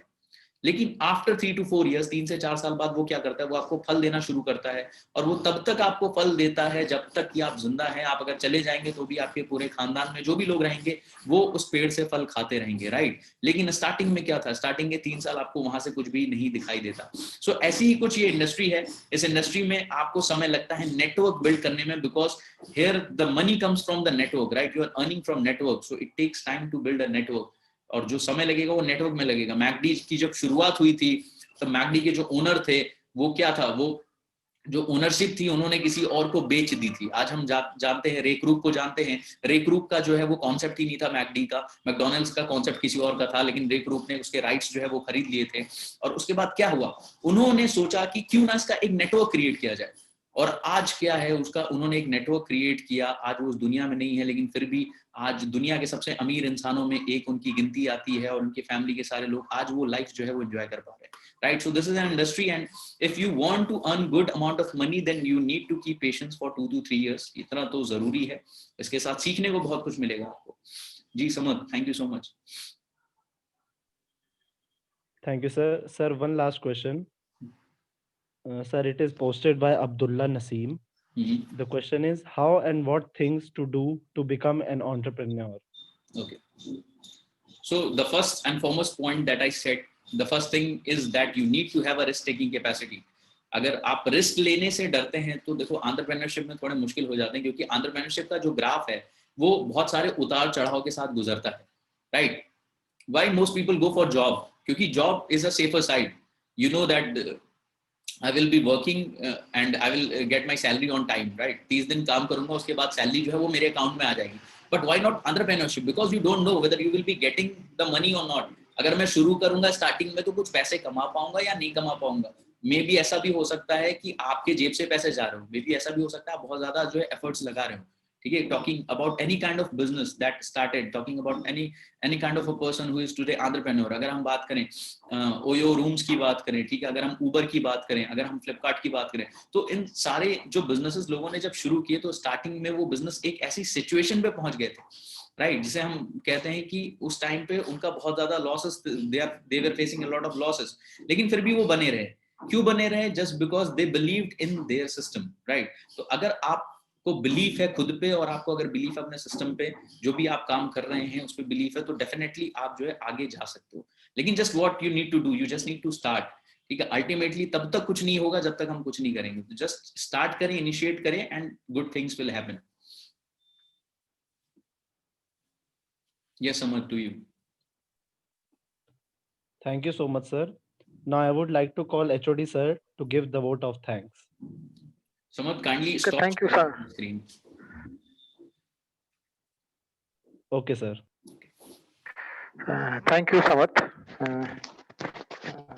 पहले तो मैं शुभम सर से अभी एक दो क्वेरी है जो मेरे पास है आई है, तो मैं शुभम सर से रिक्वेस्ट करूंगा कि क्वेरी को क्लियरिफाई कर दें तो अच्छा रहेगा। After that we try to compile the session and go move for the closing, but here one or two query now pending. तो हम शुभम सर से चाहेंगे कि एक डू टू डू सेलिंग होती है, मेन टू मेन दरवाजे दरवाजे जा करके आइटम्स को सेल करते हैं। एंड अभी हमने डिस्कस किया, आपने सर डिस्कस किया था कि direct selling regarding to you and traditional selling. तो ऑब्वियसली ट्रेडिशनल सेलिंग तो हम जानते ही हैं most of the, but door selling and direct selling, तो kindly please differentiate in term of benefits for a entrepreneur if anybody interested to for do to do selling or direct to do direct selling, तो both are same term or both are differ to each other, तो उसको अगर clarify करते हैं तो sir that is better for us. तो sir Shubham sir please. Thank you so much sir for the question. Door to door selling जो है वो एक डिफरेंट काइंड ऑफ सेलिंग का ही जो है तरीका है, but door to door selling and direct selling both are different things, right. Door to door selling में क्या होता है, वो भी ट्रेडिशनल सेलिंग का ही एक पार्ट हो जाता है, जिसमें लोग जाते हैं, लोग घर घर जाते हैं और वो जो है प्रोडक्ट्स जो है वो उन्हें करते हैं, जैसे आपके घर पे बहुत सारे लोग आते होंगे। बट डायरेक्ट सेलिंग जो है, direct selling is just a system where what we do referral basis selling. Referral का मतलब क्या होता है? रेफरल का सिंपल सा मतलब ये होता है कि मान लेते हैं कि यू वर हैविंग कफ, आपको कफ की प्रॉब्लम हुई, ठीक है। अब आपने क्या किया, आपको खांसी आ रही थी, आपने एक कफ सिरप ले लिया, डी कोल्ड कफ सिरप आपने पिया, आपकी खांसी सही होगी, राइट। अब आपने देखा कि आपके दोस्त को भी सेम वही प्रॉब्लम है। अब आप क्या करेंगे? आप ऑब्वियस सी बात है, आप उसे सजेस्ट करेंगे। ऐसा नहीं होगा कि अब उसको खांसी आ रही है तो हम कहेंगे कि नहीं भाई जाने दे, कोई बात नहीं, जो है ना सही हो। हम क्या करते हैं, हम सजेस्ट करते हैं कि भाई देख ये this is a certain thing, this is a certain product, ये डी कोल्ड है, इससे मेरी खांसी सही हुई, तू चाहता है तो तू भी ट्राई कर सकता है, right. So this is called direct selling. कि इसके थ्रू क्या हुआ कि we suggested, now it is his basically उसकी मर्जी है, ठीक है, इट इज हिज चॉइस कि वो ये इसे चूज करता है या नहीं चूज करता है, तो वो उसके ऊपर होता है और वो डिपेंड करता है। और जैसे जैसे ये बेसिक लेवल का मैं बता रहा हूँ कि जब आप बेसिक लेवल पे होते हैं तो शायद मे बी आप ये काम करते हैं, जैसे जैसे आप बड़े लेवल्स पे पहुंचते हैं, जैसे आपका नेटवर्क ग्रो करता है, तो आपका जो काम है वो ज्यादा एजुकेशन बेसिस पे आ जाता है। आप ज्यादातर लोगों को ट्रेनिंग्स दे रहे होते हैं, एजुकेशन दे रहे होते हैं, इस पे आपका ज्यादा काम जो है वो फोकस हो जाता है। So both again I want to say कि door to door selling and direct selling both are totally different aspects, totally different चीज है ये। direct selling, door to door selling किसी तरह से कोई relate नहीं करती। yes sir।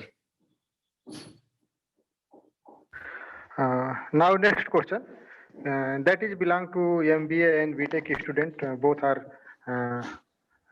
because आपकी most of the BTech student move for higher study, और उसमें से ज्यादातर लोग MBA की तरफ कैट की तैयारी करके जाते हैं। Some of them student join the GATE for scholarship, और लोग सोचते हैं कि हम जो है गेट की तैयारी करके मुझे स्कॉलरशिप मिलती है, या some of the student move for जो बैंक की तैयारी करने के लिए, ES की तैयारी करने के लिए।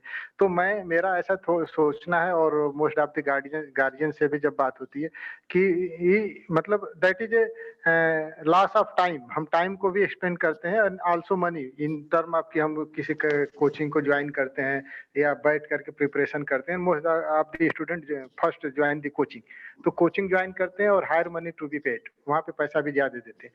तो इस रिस्पेक्ट में ऐसा देखते हैं कि टाइम भी लॉस होता है और पैसा भी लॉस होता है।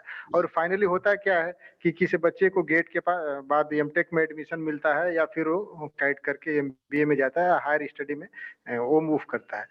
बट होता क्या है कि आफ्टर देम फिर वही चीज कि हमारे पास कुछ भी नहीं होता है, कि हमारे पास जॉब नहीं है, not move for the entrepreneurship या किसी बैकअप की। जैसे आपने बात किया कि ड्यूरिंग दी स्टडी कुछ बैकअप होना चाहिए, तो बैकअप भी हमने नहीं क्रिएट किया। और after 2 year study MBA MTech और some higher study also score the scholarship. But फिर क्या होता है कि फिर हम वही किसी कंपटीशन की तैयारी में टाइम को एक्सपेंड करते हैं। तो यहाँ पे शुभम सर से हमारा रिक्वेस्ट रहेगा कि बच्चों को इसके अभी बात कर रहे हैं, ठीक। तो यहाँ पे शुभम सर से हम रिक्वेस्ट करेंगे कि थोड़ा सा इसको थोड़ा सा डाइवर्सिटी वे में क्लेरिफाई करें, बच्चों के साथ शेयर करें नॉलेज को, कि गेट की तरफ मूव करते हैं या हायर स्टडी की तरफ मूव करते हैं और इंटरप्रेन्योरशिप की तरफ मूव करते हैं। तो फॉर करियर के पॉइंट ऑफ व्यू से, बिकॉज आपकी लंबे समय तक हम देखें तो एक टाइम पीरियड है, हम जॉब करते हैं तो 60 टू 60 सम प्लेसेस पे, जैसे गवर्नमेंट ऑर्गेनाइजेशन है, टीचिंग का हो गया 62 या 65 पे रिटायरमेंट है। But most of the cases में क्या है कि 60 पे रिटायरमेंट है, उसके बाद कुछ भी जॉब करियर्स नहीं है, वहाँ पे जॉब अपॉर्चुनिटी नहीं है, स्टिल आदमी जो है आइडियल है होम पे स्टे करता है। तो यहाँ पे शुभम सर से रिक्वेस्ट करेंगे कि एक बार इसको क्लेरिफाई करें बच्चों के माइंड में कि गेट और हायर स्टडी की तरफ मूव करते हैं तो साइमल्टेनियसली एक बैकअप की तरफ भी हम मूव करें, इंटरप्रेन्योर के लिए या स्टार्टअप इंडिया के लिए या आत्मनिर्भर भारत के लिए। तो वो बेटर होगा कि इस हमारा जो आज का वर्कशॉप है उसके लिए भी एक हमारे लिए बेनिफिशियल होगा, स्टूडेंट के लिए भी, और ओवरऑल जो हम यहाँ पे डिलीवर करना चाहते हैं, स्टूडेंट के साथ शेयर करना चाहते हैं या गवर्नमेंट पॉलिसी को अडॉप्ट करना चाहते हैं, तो उसमें बेनिफिशियल होगा। तो please Shubham sir. Thank you so much sir, very wonderful question. और जब सर ये सवाल बोल रहे थे तो मुझे अपना एक इंसिडेंट याद आ गया। अपना इंसिडेंट कैसे, जैसे सर ने बोला कि हम कोचिंग्स के लिए जाते हैं, प्रिपरेशंस के लिए जाते हैं, तो मैक्सिमम जो मैं नोटिस करता हूँ, जैसा मेरे साथ रहा कि मैंने भी 12th के बाद जो है हमारे यहाँ पे एक रिवाज होता है, अब शायद थोड़ा कम हो गया, लेकिन एक टाइम पे हमारे यहाँ पे रिवाज होता था कि अगर आपने पीसीएम लिया हुआ है, अगर आप मैथ साइड से हैं, तो आप आईआईटी का फॉर्म जरूर भरेंगे, राइट। तो हमारे साथ भी ऐसा रिवाज था, तो मैंने भी आईआईटी का फॉर्म भरा था और होपफुली उस टाइम निकला नहीं था। तो मैंने क्या सोचा कि एक साल मैं प्रिपरेशन कर लेता हूँ, एक साल तैयारी कर लेता हूँ।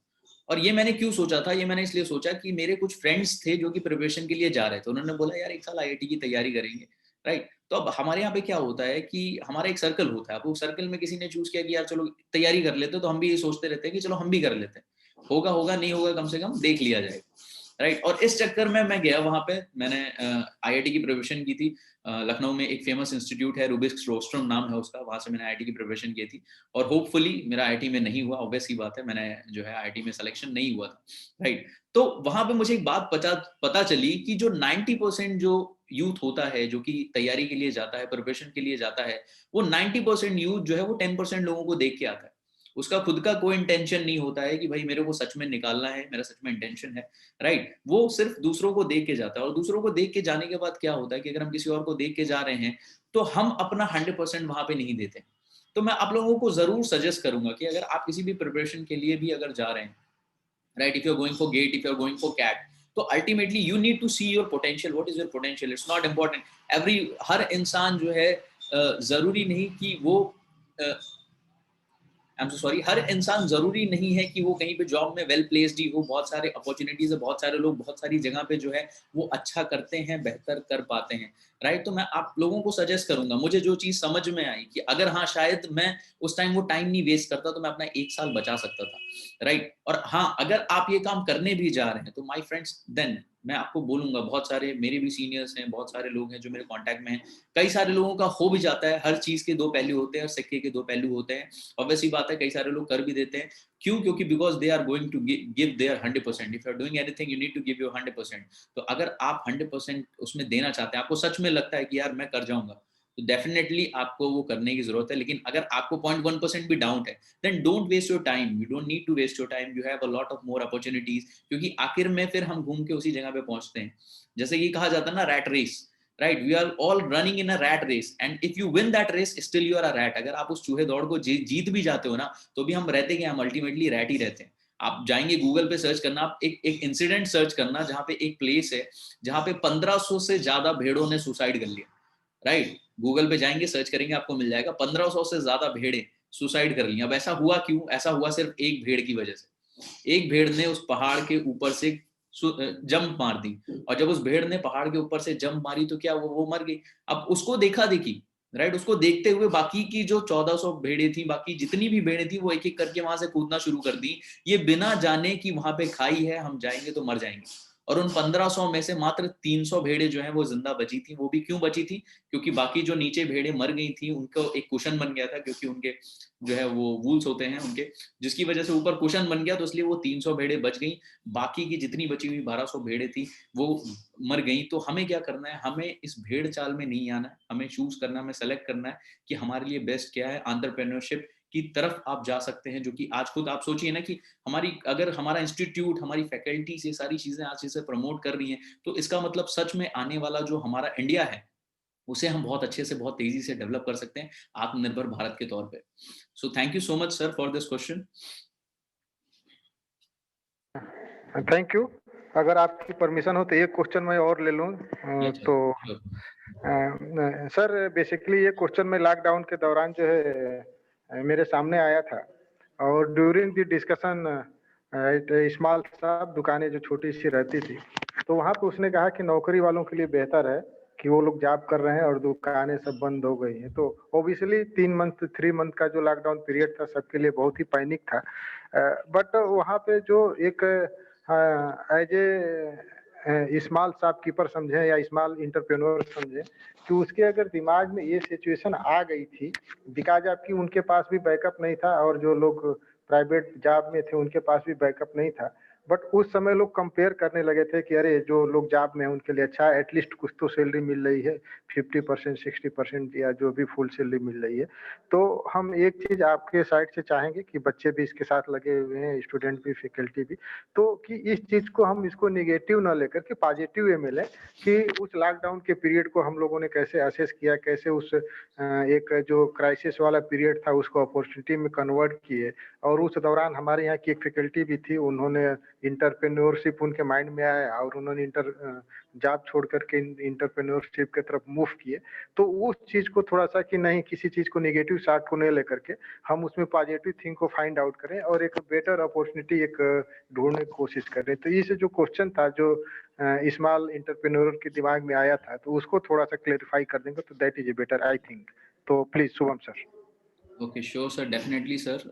ये भी एक बहुत ही बड़ा सवाल है, क्योंकि अभी हम इसके पहले शायद में भी बहुत सारे लोगों के दिमाग में ये सवाल ना आए, लेकिन इस वक्त जो है, क्योंकि कोविड की वजह से बहुत सारी चीज़ें बंद हो गई, बहुत सारे जो है इकोनॉमिक क्राइसिस हो गया लोगों को, और बहुत सारे लोगों ने बहुत तकलीफें झेली हैं, राइट। तो उस वजह से ये सवाल जो है वो आना लाजमी है। और मैं आपको सच में बताऊं कि 2020 मेरा बहुत ज़्यादा अच्छा गया, बहुत ज़्यादा बेहतर गया। उसका रीज़न क्या था? उसका रीज़न ये था कि ये जो सेक्टर है, जो सेक्टर है, जो एंटरप्रेन्योरशिप सेक्टर है, उसमें जो सबसे बड़ा जो सेगमेंट है वो है एफएमसीजी का सेगमेंट। मैं आपको सजेस्ट करूंगा, एफएमसीजी का मतलब क्या होता है? एफएमसीजी का मतलब होता है डेली बेसिस गुड्स, जो होते हैं, जो हम कंज्यूम करते हैं। और दुनिया में चाहे कुछ भी हो जाए, आज अगर आप देखेंगे दुनिया में बड़ा सा बड़ा बिजनेसमैन, अगर हम टाटा की बात करें तो टाटा जो है वो ट्रक भी बेचते हैं, और ट्रक के साथ साथ आज वो चाय पत्ती भी बेच रहे हैं, नमक भी बेच रहे हैं। उसका रीजन क्या है? उसका रीजन ये है कि इंसान में भी ट्रक ना खरीदे, लेकिन चाय पत्ती जरूर खरीदेगा, नमक जरूर खरीदेगा। क्यों? क्योंकि वो उसकी रोजमर्रा की जरूरत में काम आता है, राइट। सो माय फ्रेंड, मैं आपको क्या बताना चाहता हूँ कि आज के टाइम पे अगर आप एंटरप्रेन्योरशिप का काम कर रहे हैं, और वो भी आप एफएमसीजी के सेक्टर में कर रहे हैं, जो बूस्ट हुआ जो सेक्टर वो था एफएमसीजी का सेक्टर। लॉकडाउन के टाइम पे एफएमसीजी सेक्टर जो है वो बूस्ट कर रहा था। इंसान घर पे बैठे थे, जो चीजों का इस्तेमाल है वो कम नहीं हुआ, वो ज्यादा हो गया। मैं आपको बताऊं, मेरी जो इनकम थी वो इंक्रीज कर गई, जो है तकरीबन जो है मार्च अप्रैल में मेरी जो इनकम थी वो 1 लाख से ज्यादा इंक्रीज की। उसके पहले जो मेरी इनकम थी लॉकडाउन से पहले, I was earning around 50 to 60,000 rupees for a month. But lockdown में ये चीज इंक्रीज की। क्यों इंक्रीज की? Because it was an opportunity, क्योंकि ये एक अपॉर्चुनिटी के तौर पे क्रिएट हुआ, और जिसकी वजह से क्या हो, जिसकी वजह से हर इंसान को इसका बेनिफिट लेने का मौका मिला। तो मैं आपको जरूर सजेस्ट करूंगा कि अगर आप एफएमसीजी सेक्टर को चूज करते हैं, अगर आप एंटरप्रेन्योरशिप में आना चाहते हैं, so just you need to choose FMCG sector, because it is always a growing sector.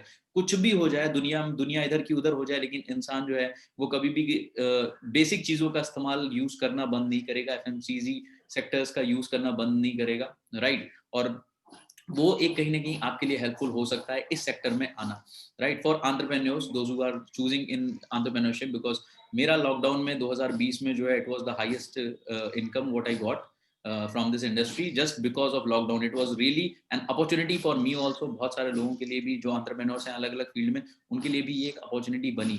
तो इट डिपेंड्स ऑन यू कि आप उसे अपॉर्चुनिटी कैसे क्रिएट करते हैं, राइट? और अगर आप एक सही सेक्टर को चूज करते हैं तो आपके लिए बहुत आसान होगा उसे एज अ अपॉर्चुनिटी क्रिएट करना। Yes sir, over to you.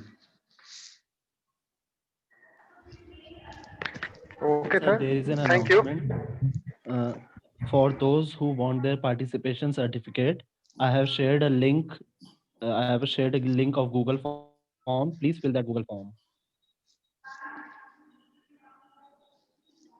Okay, thank you sir, Shubham sir.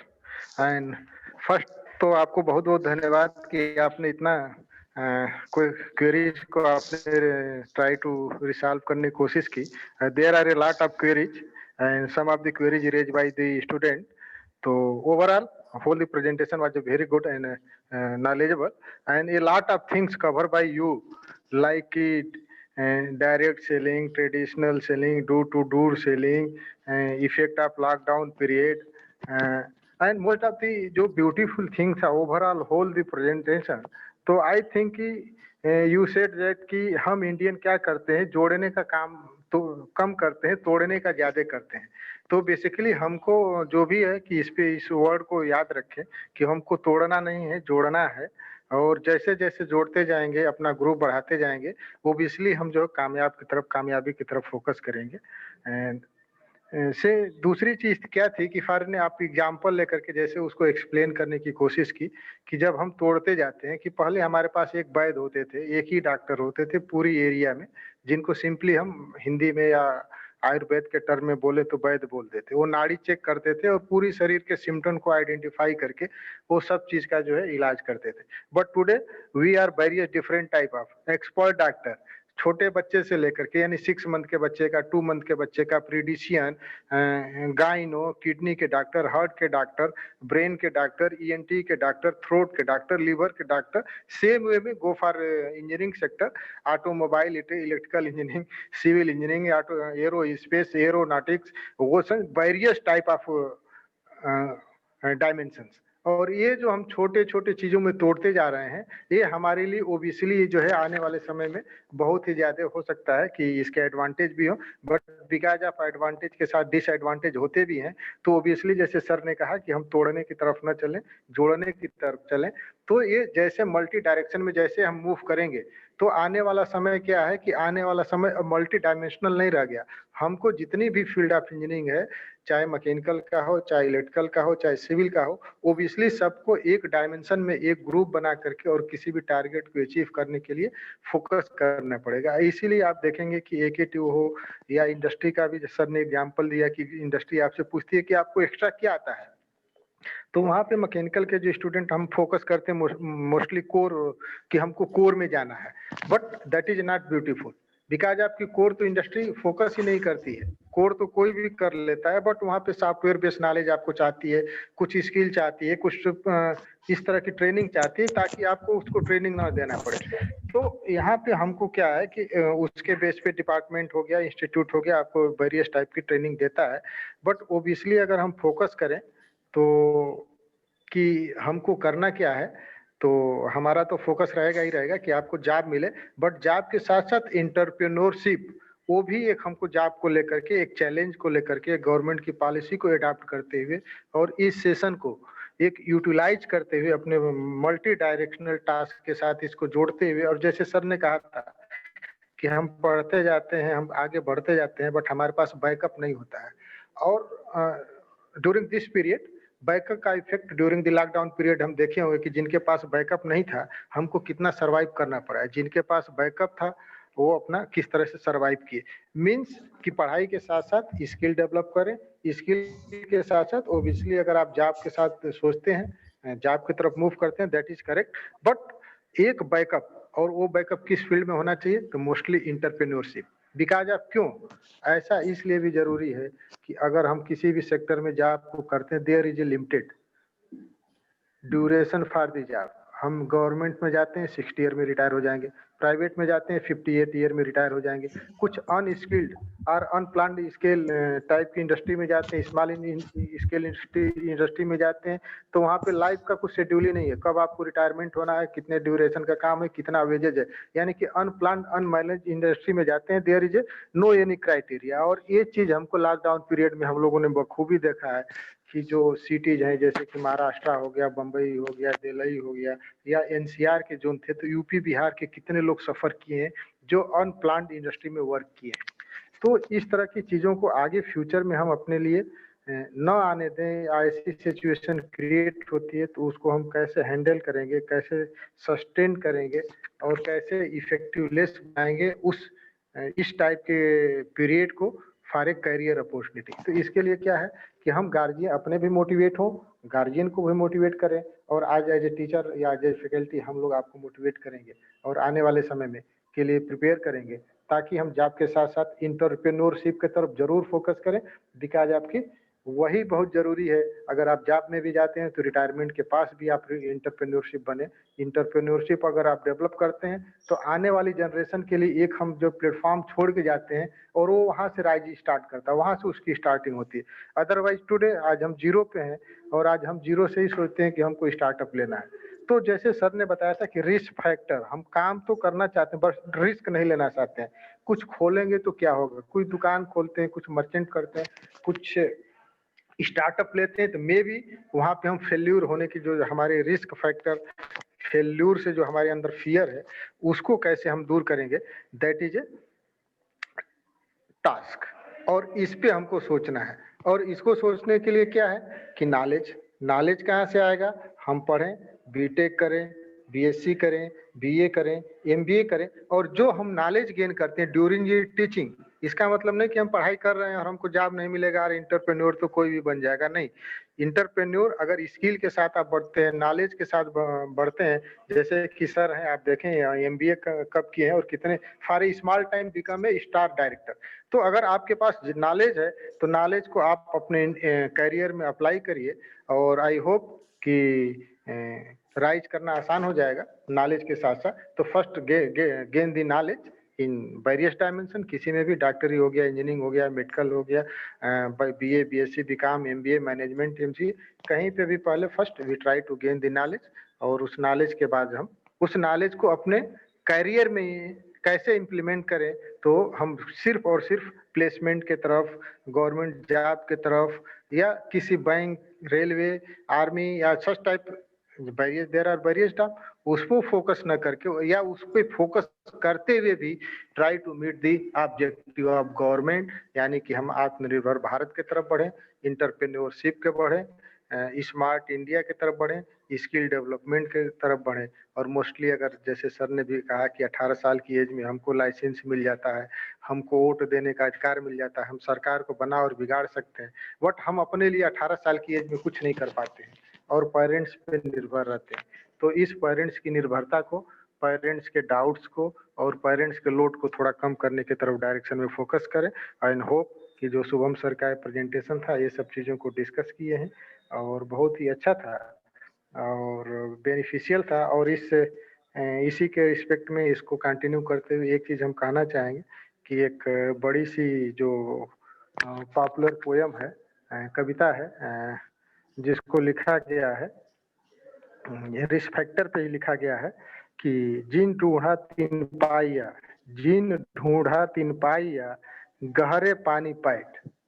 आप थोड़ा सा फोकस करें, जिन ढूंढा तिन पाइया, जिन्होंने ढूंढा उन्हें पिन मिला, गहरे पानी पैठ, मैं बपुरा बैठा रहा, रहा किनारे बैठ, मैं बपुरा बैठा रहा किनारे बैठ। तो बेचारा बन करके वो किनारे बैठा रहा और तमाशा देखता रहा।